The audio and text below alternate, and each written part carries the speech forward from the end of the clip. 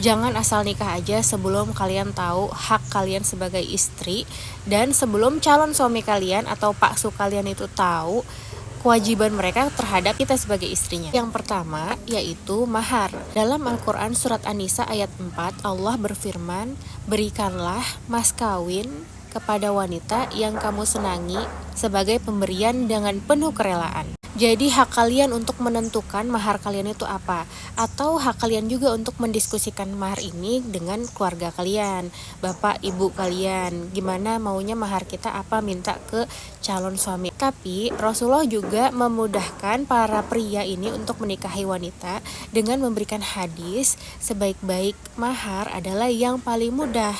Paling mudah di sini bukan yang paling murah ya, tapi paling mudah. Berarti dua calon mempelai ini tahu standar masing-masing, standar kehidupan masing-masing. Gimana nih biar tidak terlalu merendahkan saya tapi tidak terlalu menyulitkan kamu. Jadi di mana nih titik temunya?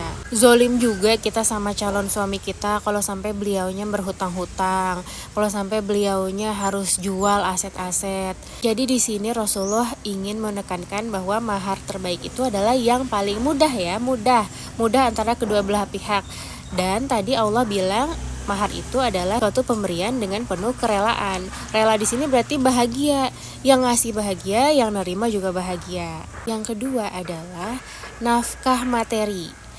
Yaitu dalam surat Al-Baqarah ayat 233 Allah berkata, para ibu hendaklah menyusukan anak-anak kalian selama 2 tahun penuh jika kalian ingin menyempurnakan penyusuannya. Dan para ayah hendaklah memberi makanan dan pakaian kepada ibu dan anaknya secara ma'ruf, dan seseorang tidak dibebani kecuali dengan kadar kesanggupannya. Nah, ma'ruf di sini adalah artian dari tradisi yang ada dalam kehidupan sehari-hari antara suami istri ini. Bukan cuman pakaian dan makanan aja, tapi tempat tinggalnya juga ditanggung. Terus transportasinya kalau kita ada berpergian kemana, standar menurut kebiasaan yang berlaku di lingkungan sekitar. Standarnya itu tidak perlu kita lebih-lebihkan, kita minta yang wow banget, dan juga jangan dikurang-kurangin. Dalam surat At-Tolak ayat 6 Allah menambahkan lagi, tempatkanlah istri kalian dimanapun kalian berada sesuai dengan kesanggupan kamu. Jadi kalau kita biasanya tinggal di rumah, ya udah kita harus menaungi istri kita dalam rumah. Tapi kalau biasanya kita ngekos atau ngontrak, jadi kita menaungi istri kita dalam kosan atau kontrakan itu. Jadi sesuai dengan kemampuannya. Tapi kalau level ekonominya terus meningkat seiring berjalannya waktu, seiring juga Allah menitipkan rezeki anak istri melalui seorang ayah ini, maka bisa dinaikkan lagi level nafkahnya. Misalnya yang tadinya ngontrak bisa jadi punya rumah sendiri, yang tadinya jalan kaki bisa dibelikan motor atau mobil, yang tadinya makannya sederhana bisa makanan yang lebih bergizi kayak gitu. Tapi tadi menurut kemampuan ya, jangan sampai berhutang-hutang, jangan sampai mencari nafkah yang haram walaupun pendapatannya lebih besar. Dan jangan sampai juga suami jadi orang yang lalai terhadap nafkahnya, jadi membiarkan istrinya yang mencari. Seperti istilah-istilah zaman sekarang yaitu mau kondo, modal titik-titik doang.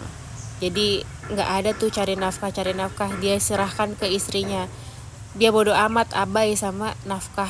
Nah ini gak boleh, ini dosa ya teman-teman. Yang ketiga adalah dipergauli dengan cara yang baik. Sesuai dengan Al-Quran surat An-Nisa ayat 19, Allah berfirman, wahai orang-orang yang beriman, janganlah kamu mendapatkan wanita dengan jalan paksa, dan janganlah kamu menyusahkan mereka dengan mengambil kembali apa yang telah kamu berikan kepada mereka, kecuali mereka melakukan perbuatan keji atau jahat yang nyata atau terang-terangan. Dan bergaullah dengannya dengan cara yang baik.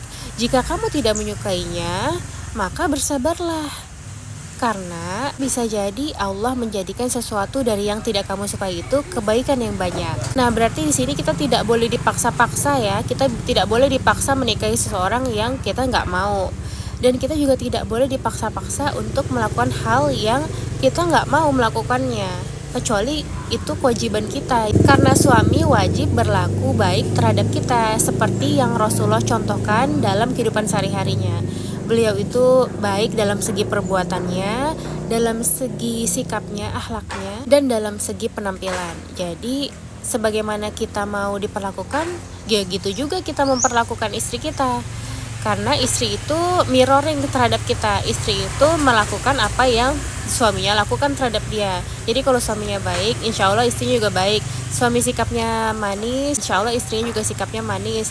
Suami berbuat baik, suami berpenampilan baik, insya Allah istrinya juga berpenampilan baik terhadap dia. Jadi dimulai dari kepala keluarganya dulu nih untuk mendidik istrinya dengan cara mencontohkannya. Rasul juga bersabda, sebaik-baik manusia adalah yang paling baik terhadap keluarganya. Dan yang paling baik terhadap keluarganya adalah aku. Jadi lihatlah gimana perilaku Rasulullah terhadap istri-istrinya. Yang mana istrinya itu juga ada rasa cemburu, ada rasa marah sama beliau. Beliau mah sabar banget. Beliau memanage kemarahan dan ketidakcocokan di kehidupan sehari-hari itu dengan sangat baik, dengan akhlak yang baik. Bukannya langsung ngeluarin ultimatum yang membuat istrinya merasa dihakimi gitu. Rasulullah nggak pernah tuh menghakimi istrinya kayak dapat dosa masuk neraka gitu. Sebenarnya itu memang bisa aja disampaikan, tapi Rasulullah lebih mengedepankan akhlak karena banyak hal-hal yang bisa selesai tanpa harus menuntut. Banyak hal-hal yang bisa selesai hanya dengan akhlaknya, karena perempuan tuh gampang banget luluhnya. Kayak misalnya cuman Rasulullah peluk waktu itu, ya selesai marahnya. Atau Rasulullah saling menyuapi, saling mengurusi, menyisiri, itu bisa meminimalisir kemarahan yang ada di kehidupan sehari-hari dalam suami istri. Kecuali suaminya udah nyontoin yang baik-baik, udah nasihatin yang dengan cara yang baik, tapi istrinya tetap aja nggak bisa dibilangin, tetap aja jahat, tetap aja nyusahin suami, bikin suami sedih, barulah suami bisa mendidik istri lebih keras, yaitu memisahkan tempat tidurnya. Atau kayak mungkin kamu introspeksi dulu deh, aku udah banyak banget mendidik kamu kayak gini, aku udah sayangin kamu, kok kamu masih jadi istri yang jahat sih gitu. Diamin aja dulu, itu namanya memisahkan ranjang dulu, tapi tetap satu rumah supaya istri bisa merenung kesalahannya. Waktunya nggak cukup yang keempat sama 5 di next video ya.